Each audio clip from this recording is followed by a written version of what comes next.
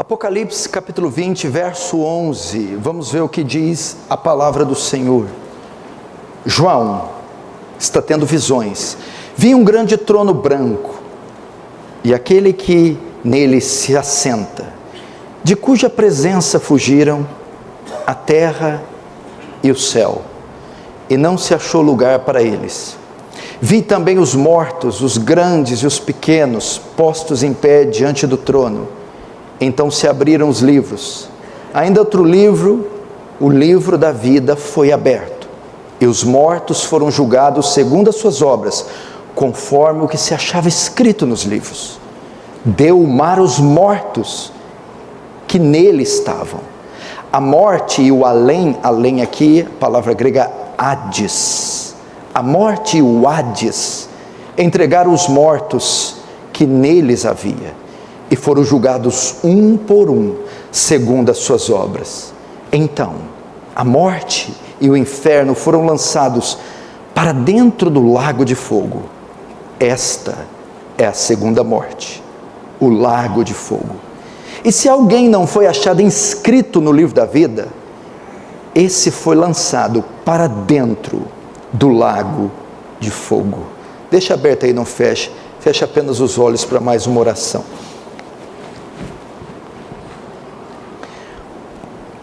Querido Deus, o poder dessas palavras é extraordinário. Ajuda-nos a compreendê-las e imprime em nós o temor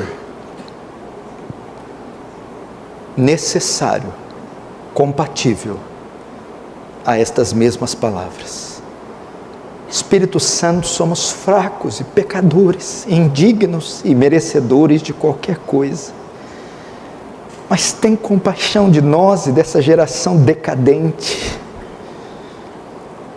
Tem compaixão, Senhor. Nos assiste essa noite, como tem feito noite após noite, domingo após domingo, dia após dia.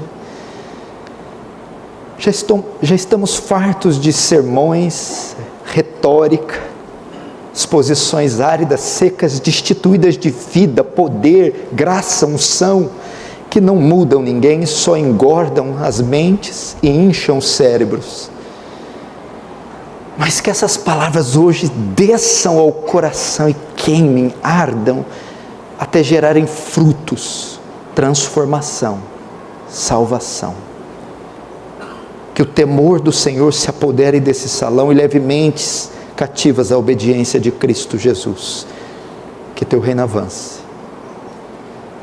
Que o Senhor nos conforme a imagem do seu Filho e receba a glória para si, em nome de Jesus.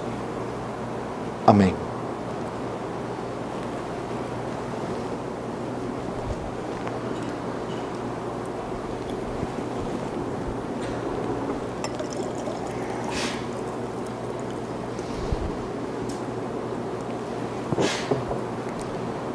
Gostaria da atenção de vocês e, obviamente, do silêncio e da reverência de todos que estão aqui. Queridos irmãos, o texto que está diante de nós essa noite, ele é um dos mais solenes e mais assustadores de toda a Bíblia. Para mim, particularmente, é o texto mais chocante de toda a Escritura.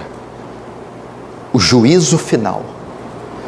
O dia do grande julgamento final, onde vão comparecer todos os homens que já existiram na face da terra. Eu confesso a vocês que enquanto estava preparando esse sermão, eu comecei a prepará-lo na sexta-feira. No meio da preparação, eu perdi o ar. Meu coração se acelerou. Eu fiquei ofegante. Eu só senti isso uma vez na minha vida, quando eu estava preparando a mensagem sobre a santidade de Deus. Eu fiquei extremamente abalado e chocado com o que eu estava me deparando. E eu posso dizer que eu não estou à altura desse texto. E eu peço que Deus me ajude nessa exposição. Depois da destruição de Satanás, que vimos nos versos anteriores, João vê o julgamento final, o fim do antigo sistema e a implantação da eternidade. João aqui vai revelar o fim da história do mundo e o julgamento final. O plano de Deus finalmente foi cumprido. Agora Deus chama todos para a sala de julgamento. E ao serem abertos os livros, todos são julgados de acordo com a justiça divina. Só abaixa 1 milímetro o retorno. Queridos irmãos, esse é o dia que ninguém vai escapar. É o dia que finalmente a maldade e os pecados de todos os homens serão punidos e julgados. Os grandes nomes do mal em toda a história, que morreram impunes, que morreram sem justiça, se erguerão diante desse trono e finalmente serão julgados. Eu gostaria que você abrisse o seu coração e ouvisse essas linhas quando forem expostas com temor e tremor. A maioria dos homens não está preparada para esse dia. E a maioria dos crentes não está preparada. Simplesmente pelo fato que os púlpitos abandonaram essas mensagens. O juízo divino, o juízo final. A igreja moderna e contemporânea, como diz A.W. Tozer, está indo para o inferno dando risada. E nem sonham o que as espera. O míssil, o meteoro da ira divina, vindo sobre as suas cabeças, enquanto eles estão comendo e bebendo, folgando. O texto destaca algumas características desse grande dia, do juízo final, e é isso que veremos essa noite. João começa vendo o juiz sentado no seu trono. Apocalipse 20, verso 11. Vi um grande trono branco e aquele que nele se assenta, de cuja presença fugiram a terra e o céu, e não se achou lugar para eles. É muito importante nós irmos no original, no grego, para sabermos com precisão o que João está dizendo aqui. No grego, o verso 11 não começa com vi, começa com a palavra e. Então vi, e vi. João usa uma conjunção adversativa, conjunção aditiva. Com esse e, João está iniciando o texto após se referir ao que o antecede. Por isso ele diz, e vi. Ele está dizendo isso em adição ao que ele acabou de dizer. E qual o fato que ocorre antes do verso 11? Antes do juízo final? Os textos que nós lemos na última pregação, a destruição de Satanás. É isso que João quer dar a entender. Deus finalmente está colocando um fim em Satanás, está banindo ele para sempre do universo. O que Deus tem em mente aqui? Ele está limpando e colocando em ordem toda a criação. É isso que Deus está fazendo. Para preparar então uma nova criação livre de todo o mal. E ele começa a limpeza do universo, banindo para sempre o diabo, Satanás. Agora, na continuação, que se inicia no verso 11, prosseguindo com a purificação do universo, Deus vai banir, julgar, destruir seu outro inimigo, e um dos piores, o homem, enviando-o ao inferno, assim a criação estará livre da corrupção e do pecado trazidos a essa terra pelo vil homem. Como diz Romanos, a criação geme, está com dores de parto, esperando a redenção do cosmos, esperando o dia que Deus vai banir daqui estes que infectaram o mundo inteiro, estes que colocaram a criação debaixo de servidão, esses que mancharam a criação, esses que corromperam a obra magnífica de Deus. Finalmente a terra se verá livre destes. Quem? Os homens, os pecadores. Deus já destruiu a Babilônia, já destruiu o falso profeta, já destruiu a besta, o anticristo, já destruiu o diabo. Agora falta um dos últimos inimigos, o homem. Então é revelado a João esse julgamento através de visões. Presta atenção. João volta seus olhos para o céu novamente, e João vê algo. O que João vê? João vê um trono, e esse trono que João vê, não é o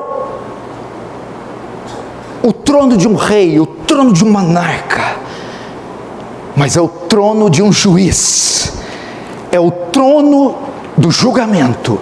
Paulo menciona ele algumas vezes, em Romanos 14:10, pois todos compareceremos perante o tribunal de Deus, ao trono do julgamento de Deus. 2 Coríntios 5:10, porque importa que todos nós compareçamos perante o tribunal de Cristo. Paulo também chama de trono do julgamento de Cristo, pois tanto Deus como Cristo estão sentados nesse trono. Queridos, esse não é um trono de misericórdia, como está escrito em Hebreus capítulo 14, capítulo 4, verso 16, acheguemo-nos, portanto, confiadamente junto ao trono da graça, a fim de recebermos misericórdia e acharmos graça. Não é esse trono cessou, esse trono passou, não há mais misericórdia. Este é claramente o trono do juízo final, que decidirá o destino eterno de todos os homens. É isso que João está vendo. Ele veio para julgar. Quem está sentado é o justo juiz, não é o cordeiro, é o leão. E João destaca algumas características desse trono. Ele diz que o trono é grande e branco. Vi um grande trono branco. Quando João diz grande, ele está destacando as dimensões do trono. A palavra grega para grande aqui é megas, da onde vem a palavra mega. É para dar ideia que é algo absurdamente grande. Ao usar a palavra mega, João quer trazer a ideia de grandeza, majestade, fulgor, brilho, glória em dimensões inimagináveis, jamais vistas. É um trono imenso, um trono tão grande que nada fica, tudo foge, o universo se recolhe para dar lugar a esse trono. Só ele tem destaque, mas nada nem ninguém. Mega é um termo para indicar algo maior que a vida, maior que os homens, maior que os anjos, maior que os principados, maior que soberanias, maior que poderes, maior que reis, maior que tudo. Não há ninguém maior que ele em todo o universo. Ele quer destacar a majestade, a grandeza de Deus. Todos os poderosos diante dele são reputados como insetos, como nada. Grande também é para mostrar a magnitude do julgamento. é um julgamento jamais visto, é um julgamento em escala mundial, universal. João também vê que o trono é branco. Branco traz a ideia de quê?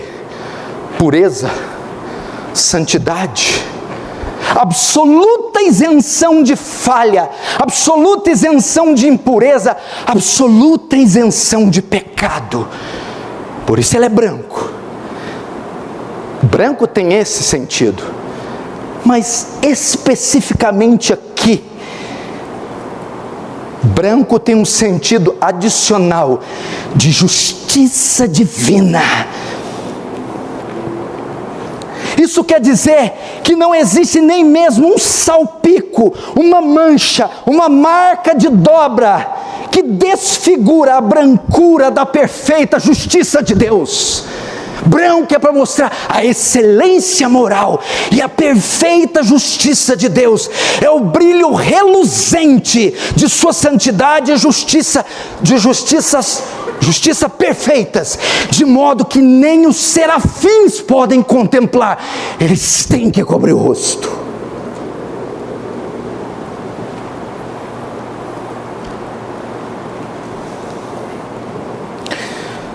O que João quer destacar é que Deus julgará os homens com a mais elevada e perfeita justiça que pode existir. Ninguém ficará impune, ninguém ficará sem receber a retribuição pelas suas obras. Ninguém.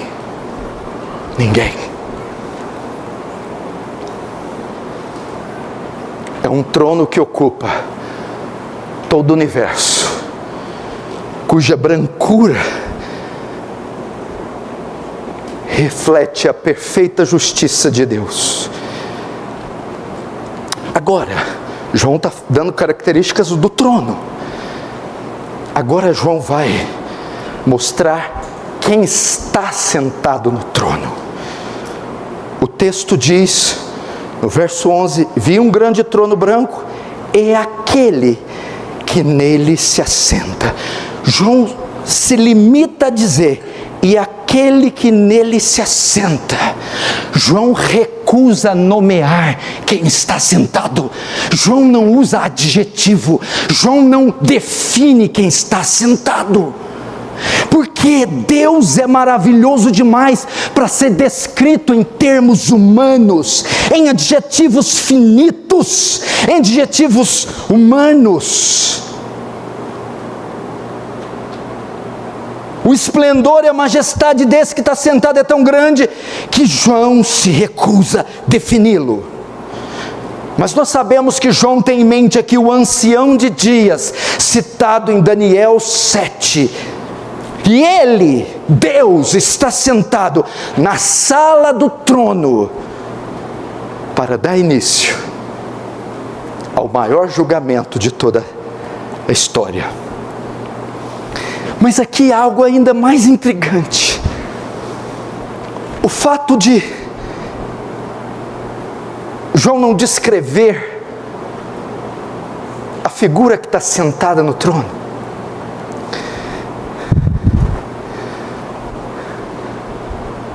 É como se Deus não quisesse se revelar. A ideia aqui é que nesse dia não haverá mais revelação de Deus ao homem. Acabou! Eles tatearão na escuridão, eles não o reconhecerão, não haverá revelação de Deus, do Evangelho de Deus, da salvação de Deus. Deus agora se fechou para toda a humanidade. É também Cristo quem está sentado aqui, Cristo como um juiz. E escute, nesse julgamento não haverá corte de apelo, o veredito já foi dado. Aquele que esteve por anos como Salvador, Redentor, advogado, agora está sentado como justo juiz. Não há corte de apelo, apenas sentenças serão pronunciadas. Quando João também não define e diz: aquele que nele está sentado. A ideia é que Deus, em toda a sua plenitude de divindade, neste dia julgará os homens pela sua completa divindade. Daniel 7:9, continuei olhando até que foram postos uns tronos, e o ancião de dia se assentou, sua veste era branca como a neve, os cabelos da cabeça como pura lã, o seu trono eram chamas de fogo, suas rodas eram fogo ardente, e um rio de fogo manava e saía diante deles, milhares de milhares o serviam, e miríades de miríades estavam diante dele, e assentou-se no tribunal. É a mesma visão. Note que João não vê só o trono, nem o que está no trono, mas diz que ele está sentado no trono. Isso significa muito. Só tem direito de sentar no trono quem é o chefe máximo da nação, quem tem autoridade máxima. Assentar-se fala de governo, controle, soberania. Deus está sentado e tem o controle de cada partícula de poeira que vaga em todo esse cosmos. Daniel 4, 34, 35 diz, nas palavras de Nabucodonosor: mas ao fim daqueles dias eu, Nabucodonosor, levantei os olhos aos céus, tornou-me a vir o entendimento, e eu bendisse o Altíssimo, e o louvei, e o glorifiquei, ao que vive para sempre, cujo domínio é sempiterno, e cujo reino é de geração em geração. Todos os moradores da terra são por ele reputados como nada, e segundo a sua vontade, ele opera com o exército do céu e os moradores da terra. Não há quem lhe possa deter a mão, ou não há quem lhe possa estorvar o braço, nem lhe dizer: que fazes? Ele está sentado nesse trono.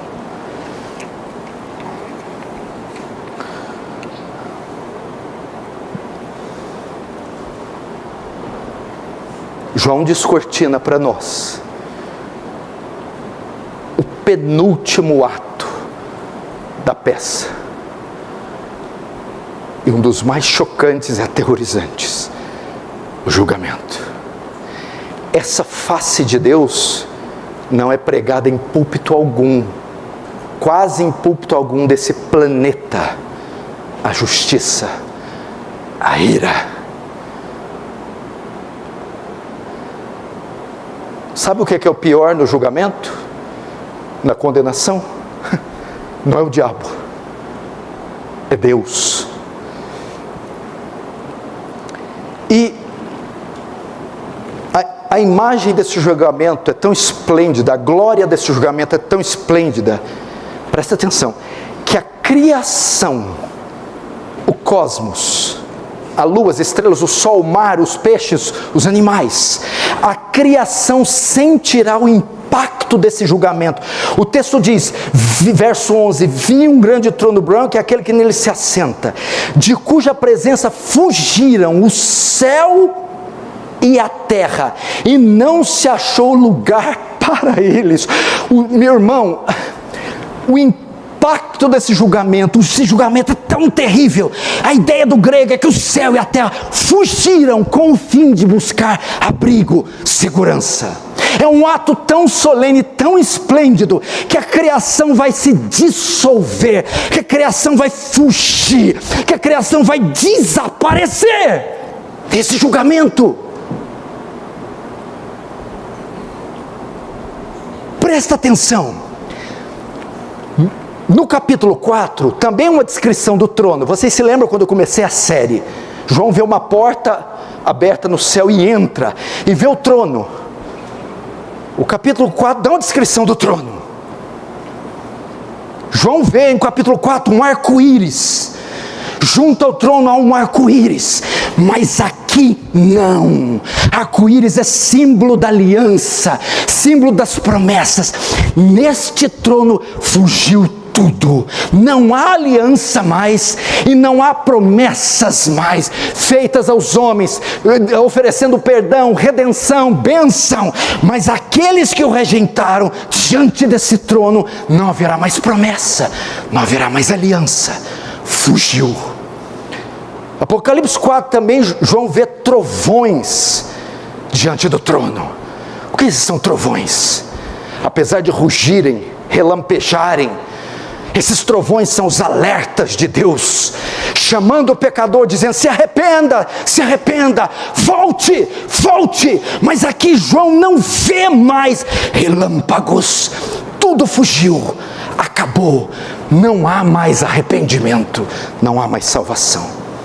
João também vê em Apocalipse 4, 7 tochas, que são os 7 Espíritos de Deus, o Espírito Santo como consolador e advogado. Mas aqui não há tochas, somente o trono. Acabou, não há mais advogado, não há mais consolo. João também vê o mar de vidro que estava diante do altar de sacrifício, mostrando expiação, redenção, perdão. Aqui tudo foge, acabou. Não há mais expiação, diferente do que ensinam os adventistas.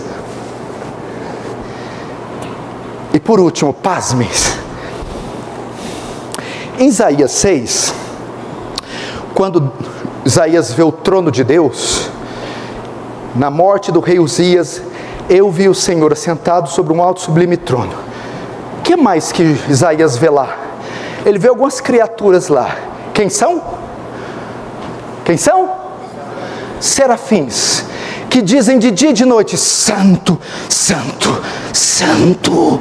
Meu irmão, o terror desse trono, o esplendor é tão grandioso que até os serafins farão uma pausa no trisságio angelical, farão uma pausa no seu canto e serão tirados apenas para dar lugar ao juiz, julgar toda a terra. Isaías vê os serafins com 2 asas voam, com 2 cobrem o rosto, com 2 cobrem os pés, e cantam de dia e de noite: santo, santo, santo, toda a terra se encherá da sua glória. Mas aqui, acabou o canto. Saiam de cena, serafins. Fugiu. Agora é hora do julgamento.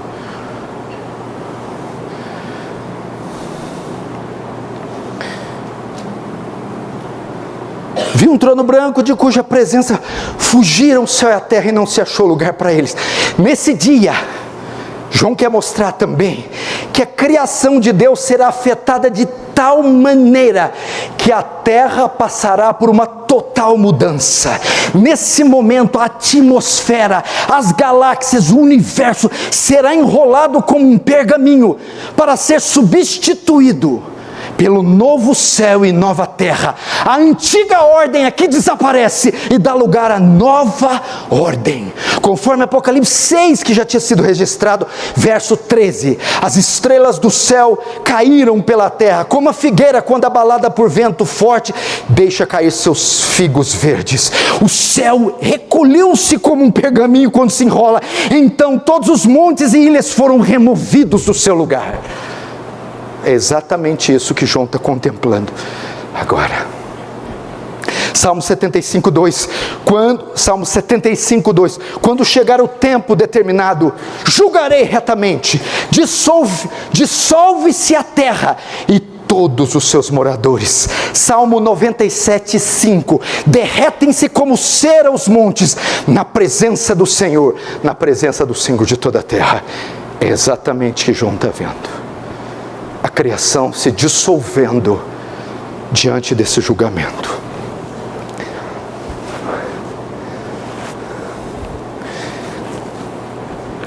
Para você entender melhor, os puritanos gostavam de usar muitas figuras, analogias, dramatizações. Imagine a sala do julgamento, a sala desse trono que tem dimensões imensurável. Imensurável é que não se pode medir. Imagine essa sala, os homens entrando por um lado da sala do trono enquanto do outro lado você vê os céus e a terra fugindo, gritando: chegou o dia da ira, chegou o dia da ira, fujam, fujam, fujam. E os homens entrando e vendo a criação sair.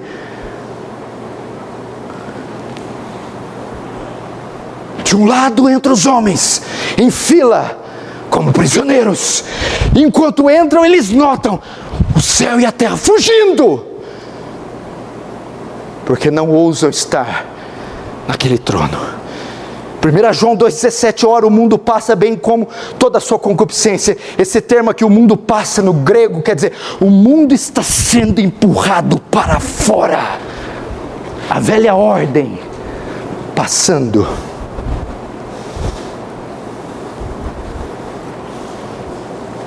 Você pode ver a solenidade disso aqui.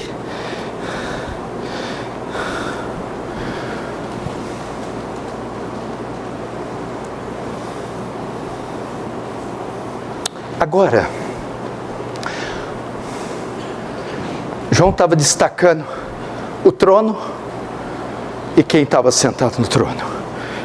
Agora, João destaca aqueles que estarão diante do trono, os réus desse julgamento. Verso 12: vi também os mortos, os grandes e os pequenos, postos em pé diante do trono. Então se abriram os livros. Ainda outro livro, o livro da vida, foi aberto, e os mortos foram julgados segundo as suas obras, conforme o que se achava escrito nos livros. Uau! João então tira os seus olhos do trono, da majestade, da glória, do universo que se enrola, e agora volta os olhos para os réus. Esse julgamento ocorre depois da ressurreição de todos os mortos, após a segunda vinda. A trombeta soa, os céus se abrem, Jesus volta e os mortos ressuscitam para o julgamento. João prossegue dizendo que viu outras coisas. O que ele viu? E ele classifica esses réus de um modo sombrio. Vi também os mortos. A palavra grega aqui é necros, da onde vem necrotério.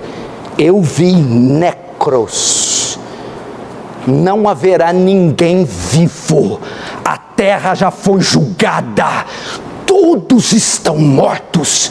João vê os mortos diante do trono. Quem João viu aqui? João viu Hitler. João viu Nabucodonosor. João viu Mussolini. João viu Stalin. João viu Charles Manson, Ted Bundy. João viu o maníaco do parque.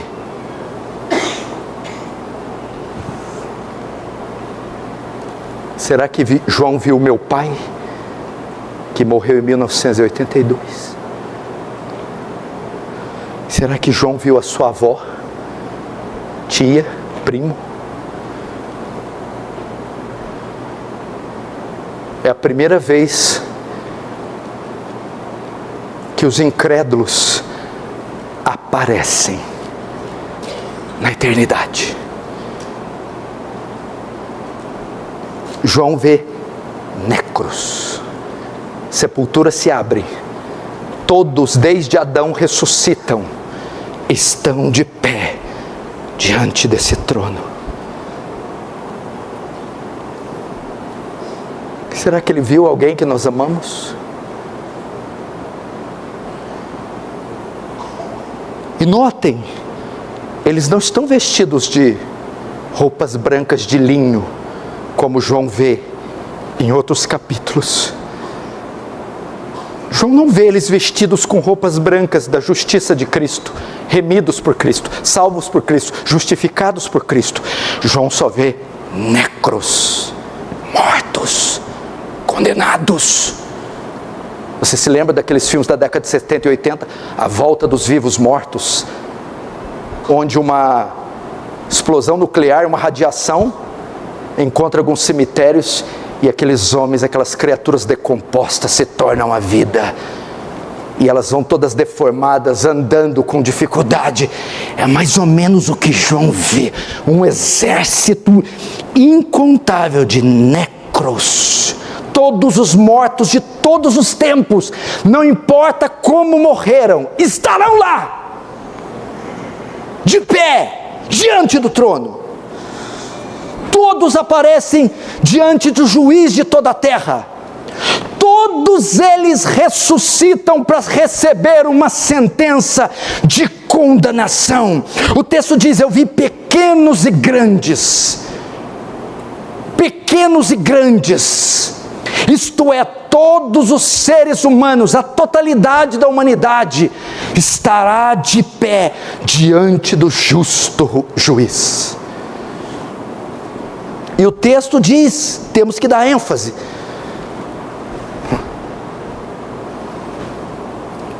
é impressionante que algumas pessoas, quando vão a um culto, a uma conferência, ou uma reunião de oração, ou um estudo bíblico, ou uma reunião no lar, principalmente jovens, eles querem fazer questão de ignorar a presença de Deus, vêm mal vestidos, chegam atrasados, se esborracham no assento, desdenham dos pregadores.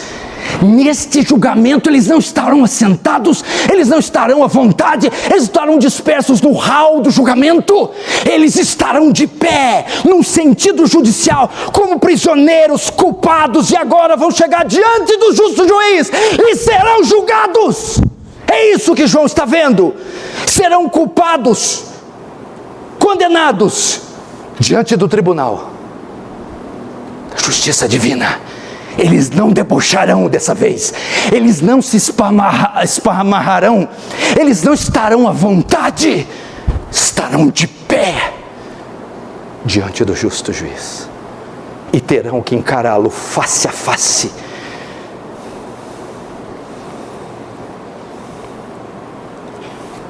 Você se lembra disso? Esses condenados entrando em fila,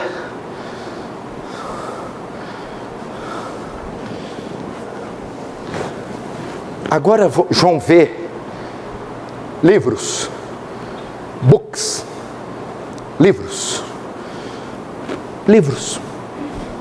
livros. Verso 12.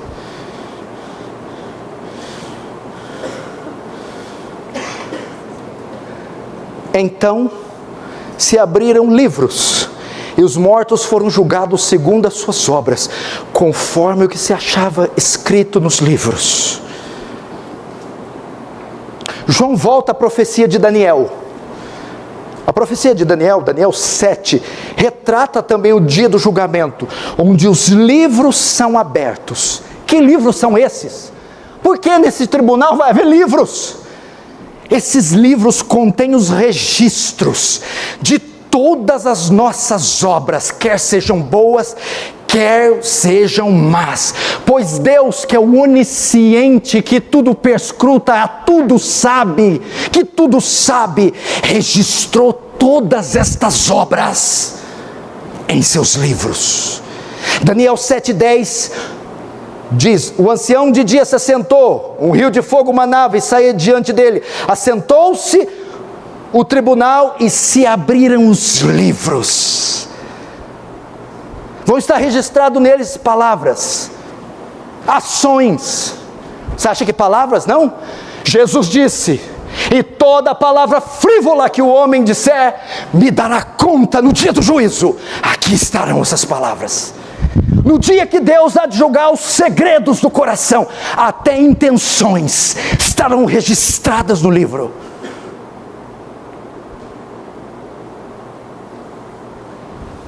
Apocalipse 22, e comigo está o galardão para dar a cada um segundo suas obras. As ações também estarão aqui. Agora, qual o critério desse julgamento? O critério do juízo final? Com base no que esse julgamento acontece? Os livros se abrirão e eles serão julgados segundo as suas obras, segundo as obras registradas nesses livros. Salmo 62, 12, a ti, Senhor, pertence a graça, pois a cada um retribui segundo suas obras. Jeremias 17, 10, eu, o Senhor, esquadrinho o coração e provo os pensamentos, isto para dar cada um segundo o seu proceder, segundo o fruto das suas obras. Agora espantem com Romanos 2, 5, mas segundo a tua dureza e coração impenitente, acumulas contra ti mesmo a ira para o dia da ira e da revelação do justo juiz, que retribuirá a cada um segundo suas obras. É com base nas obras, nas ações, palavras,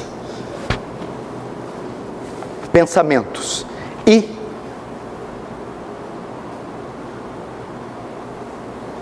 seremos julgados até pelo que não fizemos. Omissões.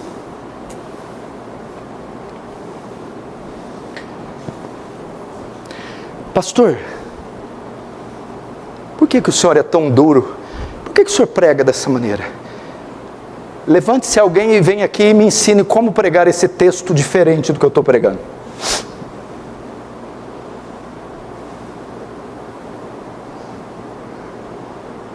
O texto não pede nada menos do que isso. Faz tempo que eu saí da bolha. Faz tempo que eu saí. Boa noite, lindos. Paz do Senhor. Faz tempo que eu saí disso. Levanta a mão, hoje é dia da sua vitória. Profetiza, pensa, alcança a bênção. Balela. Mentira. Só que João vê um outro livro. O texto diz, ainda outro livro, verso 12. Ainda outro livro, o livro da vida foi aberto. Veja só, no julgamento de um lado temos o livro dos registros e de outro o livro da vida. O livro da vida é o livro que está contido o nome de todos os salvos, de todos os remidos, de todos os justificados.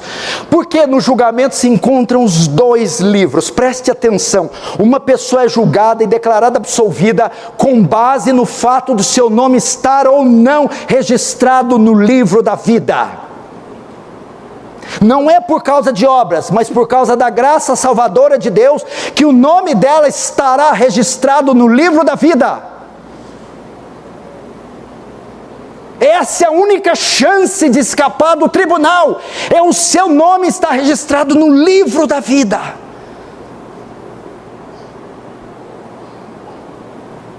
E como eu sei se eu estou lá ou não? Tem que ir para outro livro.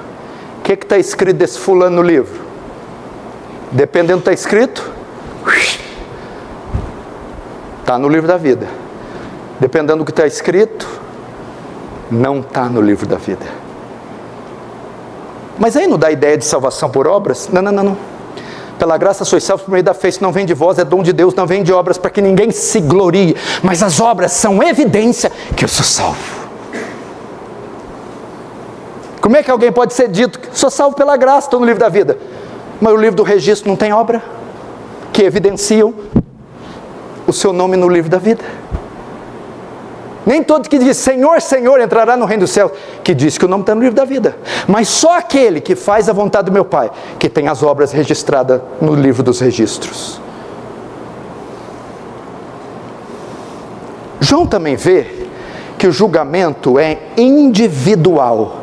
Verso 13. Deu o mar os mortos que nele estavam. A morte e o além, a morte e o Hades entregaram os mortos que nele havia, e foram julgados um por um, segundo suas obras. Meu Deus. Veja só. João vê aqui o mar, e vê a morte. Ele vê três oficiais. O mar, a morte com a foice e o Hades. O que é o Hades aqui? É o lugar intermediário que estão os pecadores. Lucas 19, a parábola do rico e do Lázaro. O Lázaro foi para o seio de Abraão, e o rico foi para o Hades, local de tormento. Os 3 se param diante do julgamento. O Hades, pessoas que estão lá agora, antes do julgamento. A morte, todos aqueles que ela ceifou. E o mar, as profundezas da terra. Os 3 aparecem para entregar o restolho. Tudo que eles aprisionaram, o Hades, todos que estão lá, o Hades se abrirá e eles serão lançados diante desse trono, porque ainda não foram julgados.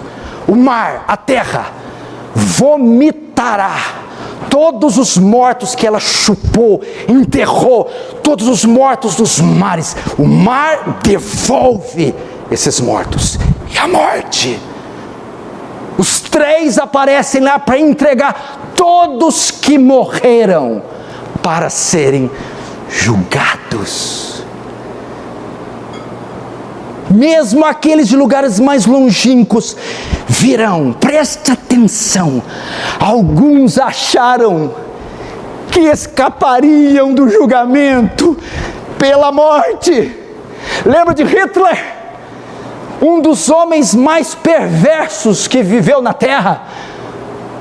Foi responsável pelo holocausto judeu, a morte de 6 milhões de judeus, em uma guerra que matou de 70 a 100 milhões de pessoas.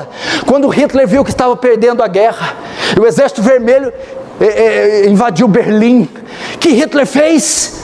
Se suicidou, sem punição. Ele usou o subterfúgio da morte. Ele recorreu à morte para escapar.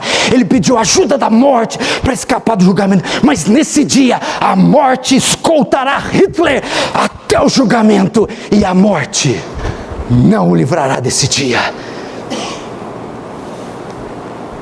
Nesse dia, o Hades os lançará fora. A ideia aqui é que a terra, ao comando de Deus, está devolvendo os criminosos para Deus julgar. A terra, o mar, o Hades vomitará-los. Levítico 18, 25. E a terra se contaminou, e eu visitei nela a sua iniquidade, e ela vomitou os seus moradores.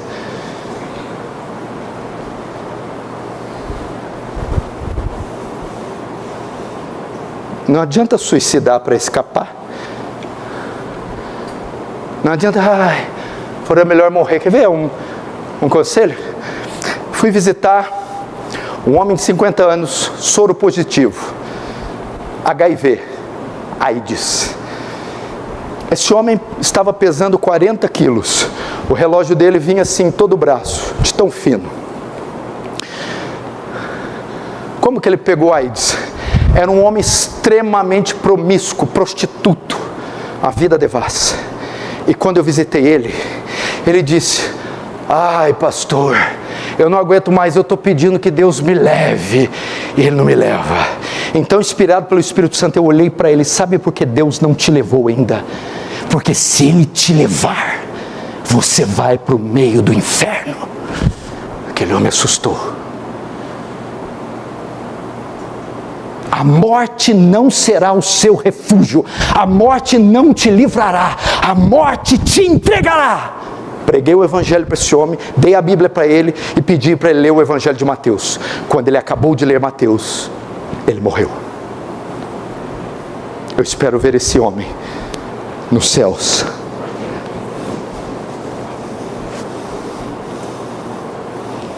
E o texto diz que o julgamento é individual e foram julgados um por um. Que coisa, hein? Um por um. Um por um. Uau! Não vai ser um julgamento por atacado. Um por um. O julgamento será individual. Por quê? Porque existem níveis de pecado e níveis de pecadores. Portanto, deve haver níveis de punição.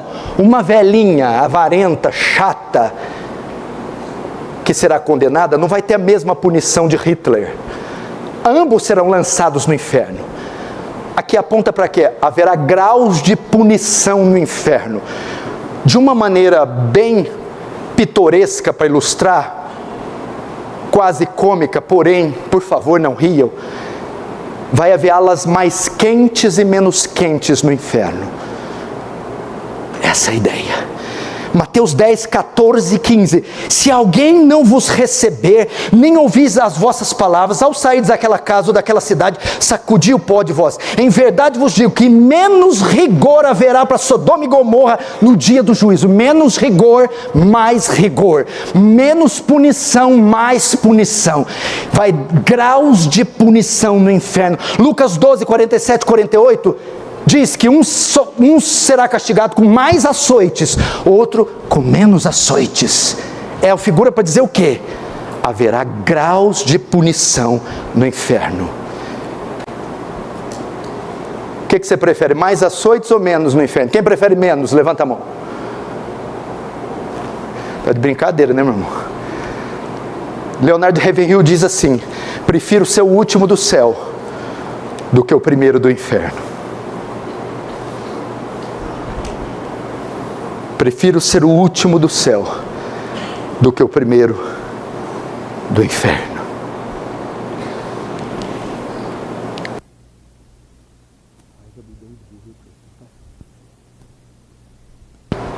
Caminhando para o fim, agora vamos ver o resultado do julgamento. Verso 14. Então a morte e o inferno foram lançados para dentro do lago de fogo. Esta é a segunda morte, o lago de fogo. Veja só, você se lembra de João citar que resta o último inimigo a ser vencido? Quem que é o último inimigo? O último inimigo a ser vencido. Apocalipse cita, quem é? A morte. João 14, agora será extinto o último inimigo que corrompeu a ordem da criação, que manchou, que feriu, agrediu, trouxe dor, sofrimento, luto. O pecado entrou na terra e com o pecado a morte e o inferno. Chegou o grande dia de Deus destruí-los. A morte e o inferno serão banidos da criação e lançados para dentro do lago de fogo. O que isso significa? Ser lançado no lago de fogo significa a morte da morte. João tem em mente aqui a destruição final, completa e total da morte. Por quê, pastor? Porque a vida eterna não pode ser experimentada antes que a morte seja banida do universo. Por isso que ele vê novos céus e nova terra no 21 e no 22. Porque no 20 ele tem que tratar com aquilo que segura a nova criação. Mas o texto diz que a morte e o inferno, o grego Hades, a morte e o Hades foram lançados no lago de fogo. O que é isso? A morte é um estado, o Hades um local.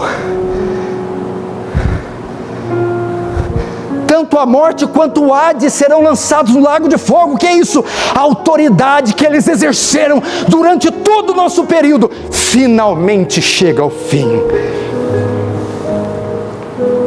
Isso são boas novas. Isso aqui é a vitória do Cordeiro. Isso aqui é a prova que o Cordeiro venceu, que a morte morreu, a morte foi extinta. Mas para os ímpios,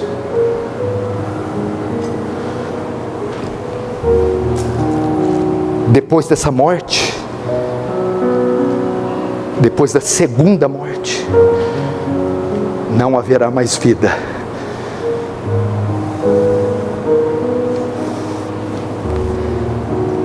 Fim. O universo então é livre para sempre, não apenas do pecado e do mal e da morte, mas também dos pecadores. Verso 15. E se alguém não foi achado escrito no livro da vida, esse foi lançado para dentro do lago de fogo.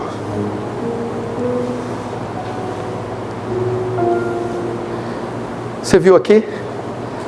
Não existirá universalismo como ensinam os universalistas. No final, Deus vai salvar todo mundo, bons e maus. Não, eles serão lançados no lago de fogo. Notou também aqui, não existirá aniquilacionismo. No final, os maus serão aniquilados, destruídos. O texto diz: todos que não foram achados escritos no livro da vida, ou seja, todos não salvos, serão lançados no lago de fogo. O que é o lago de fogo? É a segunda morte. O que é a segunda morte? A morte eterna. Pastor, o senhor conseguiria descrever o inferno? Lago de fogo, fogo, enxofre, ranger de dentes, vermes. Que isso? São termos para se referir a angústia, sofrimento. A angústia, o sofrimento dos ímpios no inferno são inimagináveis, e isso que tem nos dá força para evangelizar. Eu não quero ver o meu pai aqui, a minha mãe aqui, os meus filhos, o meu marido aqui, clamando por socorro e não haverá socorro, buscando uma saída e não há saída, sofrimento, dor, infinitos e eternos. Por isso eu tenho que pregar, por isso eu tenho que levantar meu traseiro, por isso eu tenho que parar de viver uma vida fútil e dizer: pai, converta-se, mãe, se arrependa, filho, não vá por esse caminho, filho, porque vocês sofrerão um tormento eterno. É eterno, não há saída, é eterno. O rico, quando está lá, diz: pede para Abraão molhar a ponta da minha língua com uma gota d'água. Não há, ninguém de lá pode passar para cá, rico, nem de cá passar para lá. Jovens, o que vocês estão fazendo? Jovens, eu estou aqui, clamando, suando, transpirando, ficando rouco, como Spurgeon. Eu não vou deixar você ir. Você pode ir, mas vai comigo, te puxando até a porta do inferno. Eu vou até a porta com as minhas forças. Quando eu não conseguir mais, então eu te soltarei. Mas eu vou insistir para você não entrar lá.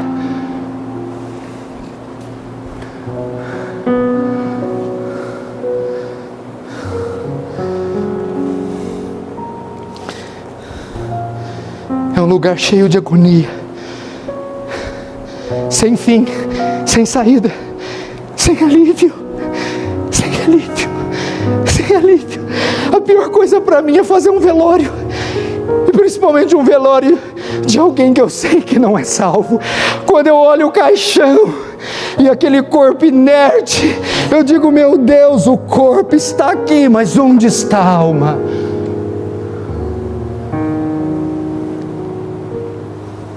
Onde está a alma? Como vai ser o seu dia quando você vê lá um pai e você souber que ele morreu sem Cristo?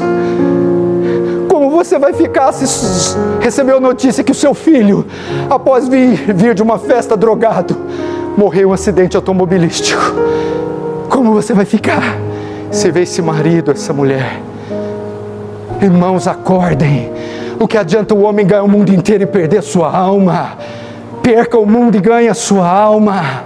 Esse dia está chegando. Eu me lembro de um homem, um visitante, simpatizante da igreja, que vinha só com a mulher, saía dos cultos e ia beber. Um dia estava bêbado, andando por uma rodovia. Então, ele, descoordenado, entrou na pista cambaleando, e veio um caminhão e atropelou, arremessou ele 30 metros. Então ligaram imediatamente para o pastor da esposa dele, e o pastor foi. Noite, chuva caindo, lá estava o corpo com o encerado. E o pastor foi, tirou o encerado, se ajoelhou e disse para ele: eu te falei, eu te avisei, eu te falei. E quando o pastor se dá conta, o caminhão que atropelava ele estava parado do lado, e o pastor olha e tinha um adesivo no caminhão: Anjo da Morte. Anjo da morte, Satanás ceifou mais um. Se eu estiver vivo na sua morte, não me obrigue a ir para o seu velório e dizer: eu te falei, eu te falei. Eu pegar no colarinho do céu e dizer: eu te avisei, eu te avisei, eu te avisei, eu te avisei. Eu te avisei. Pastor, não tem nenhuma boa notícia nessa pregação sua. Eu estou com medo até de ir embora. Sim. Qual é? Isso aqui que eu estou lendo. Esse dia que João está vendo. É hoje? É hoje? Esse dia chegou? Esse dia ainda não chegou. Hoje, o trono ainda é de misericórdia e de graça. Eu tenho certeza que eu não passarei por esse julgamento. Eu tenho certeza que eu serei salvo. Por quê, pastor? Porque o senhor é bom? Um dia perguntaram para Isabela Risato ali: você conhece alguém santo, a pessoa mais santa que você conhece? Ela respondeu: Pastor Paulo. Não. Por que o senhor não vai passar?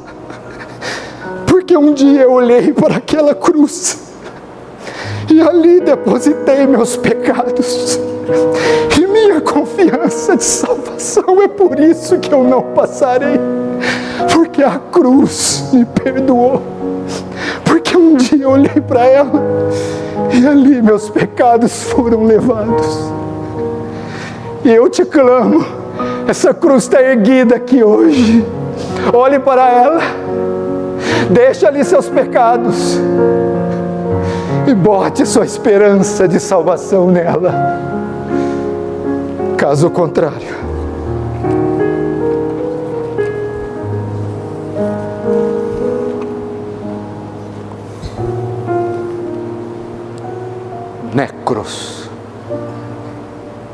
necros. Fecha os olhos, vamos orar.